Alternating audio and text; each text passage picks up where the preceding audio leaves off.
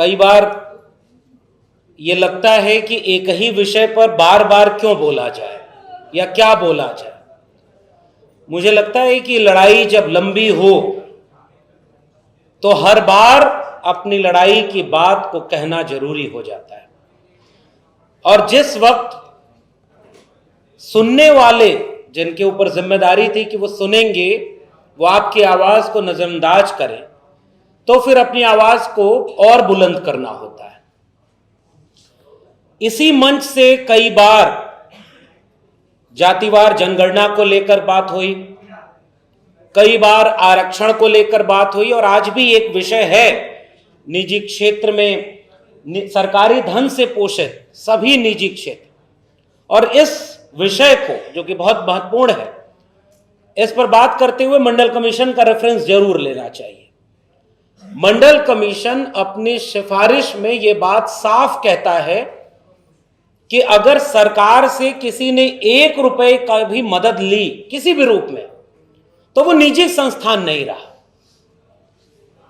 अगर जमीन पे कोई छूट ली हो, बिजली पानी के नाम पर छूट ली हो, किसी भी तरह से आपने सरकार से फायदा लिया, तो आप निजी कैसे रह गए? और निजी जैसा कुछ इस तरह होता नहीं। इसलिए यह बहुत वैधानिक, बहुत जरूरी मांग है और इसका पुरजोर समर्थन करना चाहिए।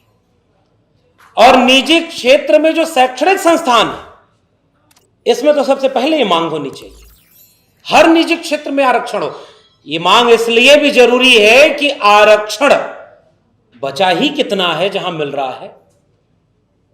3% से ज्यादा सरकारी नौकरियां नहीं बची हैं, कई आंकड़े तो उसे और घटाकर 1-1.5%, 2% कहते हैं। 90% से ज्यादा असंगठित क्षेत्र हैं जहां कोई आरक्षण नहीं होता, और बाकी प्राइवेट सेक्टर की नौकरियां जिसमें कोई आरक्षण नहीं।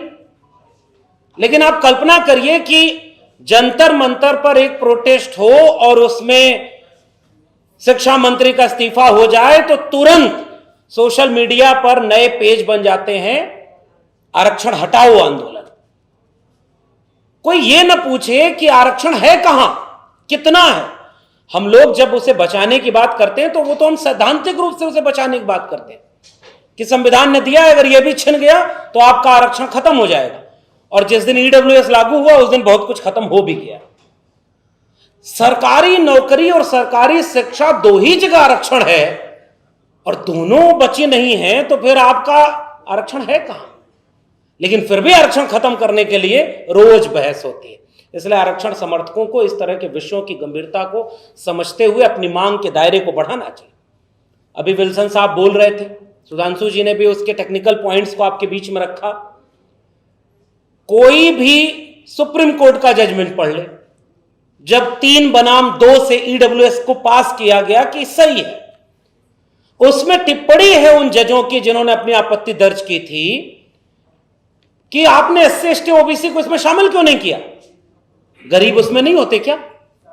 यानी गरीबों की एक जाति बना दी। फिर उसके बाद ये टिप्पणी है कि आरक्षण अगर 10% है, टेक्निकली दिखता है कि 50 में से 10 घटाकर 40 हुआ है, लेकिन दरअसल वो 50 में 10 जोड़ के 60 हुआ है। अगर आप बारीकी से देखें तो फिर मंडल कमीशन की वो सिफारिश क्यों नहीं लागू होनी चाहिए, जिसकी जितनी संख्या भारी उसकी उतनी हिस्सेदारी। जो बचा है वो सबको लागू करो। तो ये बड़ा बुनियादी सी बात है। दिल्ली के इस शानदार परिसर से निकलकर गांव गांव तक पहुंचे, इसमें हम लोगों की भूमिका और इन यूट्यूब चैनल के तमाम हम लोगों की भूमिका होनी चाहिए। बैलेट पेपर, कल तक चोर अगर गांव में पकड़ाता था कि 2 बोरिया लूट के ले जा रहा है, भैंस खोल के ले जा रहा है, गांव दौड़ा लेता था और चोर को बदनामी होती थी। फिर चोर ने रूप बदल लिया। पहले उसने सरकारी संपत्ति को चोराया, आरक्षण खत्म, आधा अपने आप।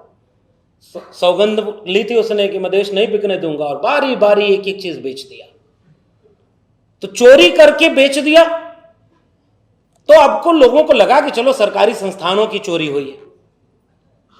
उसके बाद आपको लगा कि भाई अब कोई बड़ी चोरी नहीं होगी, तब तक पता चल रहा है कि आपके वोट की चोरी हो रही है, खुलेआम दिन दहाड़े। और वोट की चोरी के बावजूद 240 पर रुक गए। अब की बार 400 पार, ताकि संविधान बदलना है। भूल तो नहीं गए आप लोग? वो किसके लिए बोला था?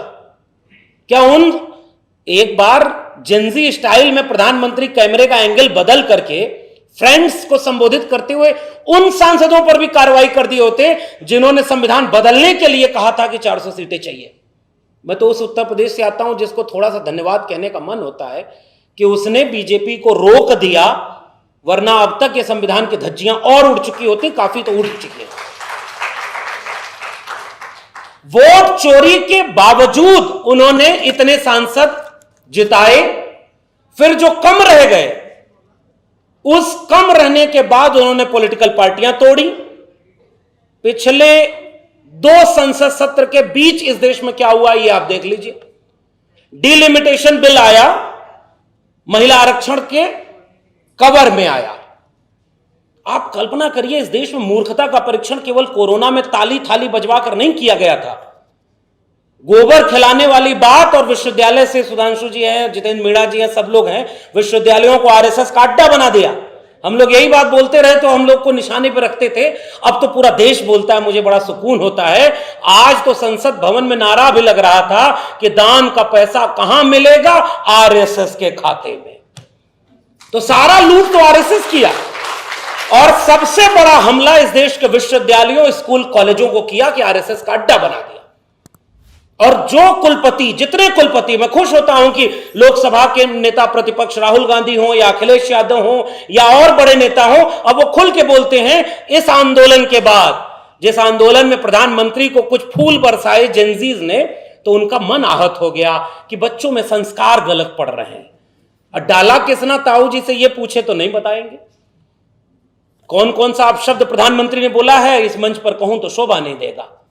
तो भाषा की गरिमा तो प्रधानमंत्री ने गिराई, भाषा की गरिमा गृह मंत्री ने गिराई, बीजेपी के नेताओं ने गिराई।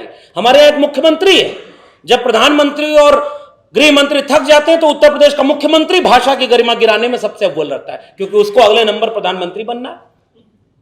और उस सारी चीजों में आप रील बना के कहते हो कि गरिमा गिर रही है प्रधानमंत्री पद की, लेकिन आप कल्पना करो यह गरिमा कभी नहीं गिरेगी जिन पॉलिटिकल पार्टियों को यह कहते थे कि यह बुरी हैं, उन्हीं का सांसद विधायक तोड़ करके 2/3 बहुमत चाहिए ताकि परिसीमन का बिल पास हो जाए और अगले 50 साल तक बीजेपी को कभी कोई हरा ना सके। इतना बड़ा खतरा इस देश के सामने है, और ये इसी सत्र में लाने जा रही है बीजेपी गवर्नमेंट। तो वोट चोरी तक से थोड़े लोग जागरूक हो गए हैं, और बिल्कुल ठीक कहा सुधांशु जी ने कि जब आप लोकतंत्र का गाना गाते रहे और वोट ही आपको पता नहीं कि चोरी हो रहा है कि नहीं, तो फिर किस बात का लोकतंत्र है? आपने आम आदमी पार्टी के सांसदों को तोड़ लिया, उसके नेता को गाली दोगे, लेकिन जो उसकी पार्टी छोड़कर बीजेपी में शामिल हो गया वो अच्छा हो गया। बंगाल में जिस पार्टी को हराते हो और आप उन पार्टियों को भला बुरा कहते हो, उनके 20 सांसद आ गए तो वो सब राष्ट्रवादी, धार्मिक, और मुझे तो लगता है कि बड़े बड़े संत महात्मा हैं जो बीजेपी में शामिल हो रहे हैं। इसका मतलब यह कि खतरा बहुत गंभीर आने वाला है, और परिसीमन का है। अगर ये 850 सीटें किसके लिए चाहिए? संसद तो चल नहीं रही, और संसद में कुर्सियां बढ़ा करके लोकतंत्र मजबूत होता है क्या? लोकतंत्र की बुनियाद है वोट। बाबा साहब डॉक्टर अंबेडकर ने कहा था, राजा रानी के पेट से नहीं, जनता के वोट से पैदा होगा। और जनता को ही पता नहीं, आधा वोट बिक रहा है। 10,000 रुपया बिहार में दिया गया खाते में, चुनाव के बीच में दिया गया, कुछ नहीं हुआ इस देश में। चुनाव आयोग पूरी तरह लूट लिया गया है। क्योंकि ये सारी बातें हो चुकी हैं, इसलिए ज्यादा वक्त लेने की बजाय कुछ जेंजीज जो बच्चे थे उन्होंने बड़ी अच्छे ढंग से इस सरकार की धज्जियां उड़ा दी। जितना गुब्बारा फूला था ना, वो तो ऐसा लग रहा फूट गया।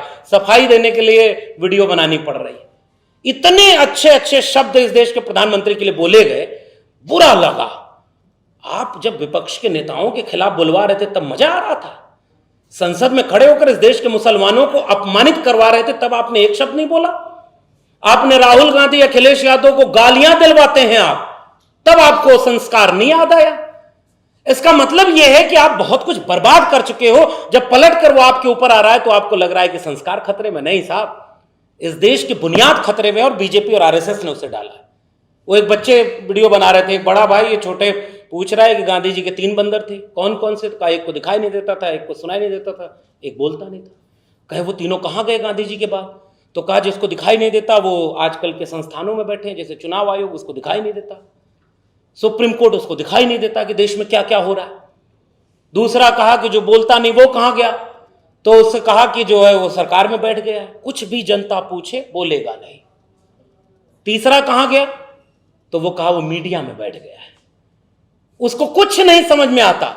और इस तरह के तीनों लोग लोकतंत्र को खोखला कर चुके हैं। इसलिए ये जो मांग है बैलेट पेपर, मैं तो धन्यवाद देता हूं विपक्ष के दो नेताओं का, राहुल गांधी और अखिलेश यादव का, जिसमें से अखिलेश यादव ने 80 में से 37 सीटें जीतने के बाद संसद में कहा था कि मैं 80 की 80 सीटें जीत जाऊं तब भी मुझे ईवीएम पर भरोसा नहीं है, और हम ईवीएम से जीतकर ईवीएम को हटाएंगे तभी लोकतंत्र बचेगा। और यही बात विपक्ष के नेताओं ने कही। और जो भी समझदार है वो जानता है कि इन मशीनों पर यकीन उन्हें ही नहीं है जिन्होंने बनाया। आप ढो रहे हो, सीना 56 इंच, बैलेट पेपर से डर लगता है। केवल ट्रंप से नहीं डरते, वो बैलेट पेपर से भी डरते हैं। और अब मैं आखिरी बात कहकर के अपनी बात खत्म कर रहा हूं। एक हथियार से लोकतंत्र लूटा नहीं जा रहा है कि ईवीएम है इसलिए लूट लिया गया।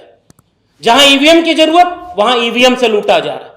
जहां 10,000 रुपया खाते में भिजवाना है वहां 10,000 रुपया खाते में। अभी उत्तर प्रदेश का चुनाव आ रहा है, आपको क्या लगता है कितने हजार भिजवाया जाएगा? जो अशिक्षित भारत रह गया उसको पैसा दे दो ताकि वोट खरीद लिया जाए। ये क्या है? ये लोकतंत्र है। सांसद विधायक खरीद करके तुम 2/3 बहुमत चाहते हो ताकि देश के लोकतंत्र की धज्जियां उड़ सके। उसी तरह से अब तुम चुनाव की भी कोई अहमियत नहीं बचेगी जिस दिन परसीमन हो जाएगा। और अगर यकीन ना हो तो असम में जो परसीमन हुआ उसके बारे में जाकर पढ़ लीजिएगा। 350 किलोमीटर के लोकसभा के क्षेत्र बने, बीच में पहाड़ किसी और लोकसभा का, इधर लोकसभा अलग इधर अलग, और दोनों को मिला दिया जिससे बीजेपी हमेशा जीते। पूरे देश में यह लागू हो जाएगा तो क्या होगा? तो इसलिए बहुत बड़ा खतरा इस देश के लोकतंत्र और संविधान पर आ चुका है। और हमें लगता है कि इस तरह की गोष्ठियां हर जगह, दिल्ली में भी होनी चाहिए।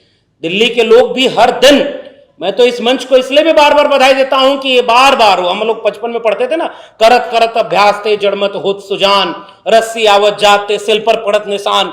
तो 85% जब कहते हैं तो मैं कई बार हैरान होता हूं, है 85% तो हैं कहां, ये किसी को नहीं पता। सब एक जगह पर सामाजिक कार्यक्रम में होते हैं, और जब बीजेपी और आरएसएस से लड़ना होता है तो फिर नुक्ताचीनी और बढ़ जाते हैं। इसलिए जोड़ने का काम हमेशा होना चाहिए।